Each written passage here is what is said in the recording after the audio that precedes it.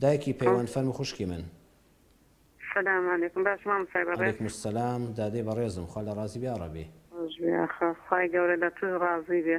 سپاس دەکەم. والله مام ئێستا دەستخۆشی لێکم بۆ بەرنامەکەت پرسیارێکشم هەیە. سپاس فەرموو. وەڵای من کە نوێژی فەرز دەکەم نوێژە سونەتەکان هەنێ بە دانیشتنەوەکەم. بەڵێ. ئەژنۆ دێشە پشتە دێشە چییە؟ وەڵای پشتم ئینزلاقم لێمە. بەسەر چاو. ئەگەر زەحمەت نییە نوێژی زوحا برێن نوێژ شێشتەنگا هیچ دوعایە نییە لە دوای بخێنین. بەسەر چاویش قسەت بۆ دەکەم ئینشاءڵڵا بەسەر چاو. زۆر مەمنون خوای گەورە بتپارێزێ. خوا لە ڕازی بێ دادەگیان دایکی پەیوەند خوشکی بەڕێزم خوای گەورە ئاگای لە بەڕێزیشتان بێت سەر چاو دادەگیان.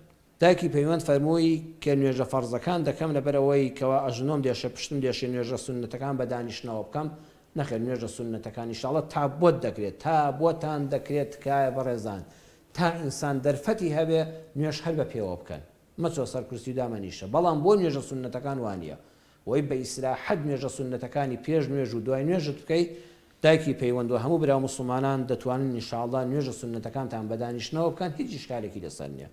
نوێژی شێشتەنگا و دوعای تایبەتی هەیە لە دواوە نەخێر من یا من نەمبیستەوە من لە خزمەت فەرمودەدا بە خزمەتی نەگەیشتم پێغەمبەر صلی الله علیه وسلم دوعایەکی تایبەتی نەخوێندەوە بەڵام دوای هەموو نوێژێکی فەرز و سنت ئینشاءالله ئەستەغفر الله بکە سێ جار ئەنجا دوای اللهم أنت السلام ومنك السلام فحينا بالسلام آية الكرسي بخوێنە سڵاوەت لە پێغەمبەر بدە صلی الله علیه وسلم دەست بەرز بکەوانە بۆ لای خوای گەورە بە زمانی خۆمان دوای هەموو نوێژی شێشتەنگا و دوای زیکرەکان و دوای ئاەت الکورسی دوای سڵاوەتدان لە پێغەمبەر صلی الله علیه وسلم دایکی پەیوەند بە زمانی خۆمان دوعاکان دیاری نەکراون زۆر دوعای خێر بکە کاتی چێشتەنگا و خوای ڕۆژێکی پڕ خێر و بەرەکەت بێ خوای ڕۆژێکی پڕ ڕزق و ڕۆزی بێ خوای ڕۆژێکی خۆش بێ خوای بۆ خۆم بۆ هاوسەرم بۆ منداڵەکانم بۆ دراوسێکانم بۆ کەسوکارم بۆ میلەتی کوردم بۆ خاکی کوردستانم بۆ خاکی غەزەی موسڵمانان بۆ مسلمانانی مجاهید یا ربی خوای ئەمڕۆ بەرەکەتی خۆت بەسەر هەموو لایەکمان نابڕێژی یا ربی خوای لە بەڵاو مصیبەت لامان دێ هەن نوێژی چێشتەنگا و کاتی دەستپێکردنی بەرەکەتی ڕۆژە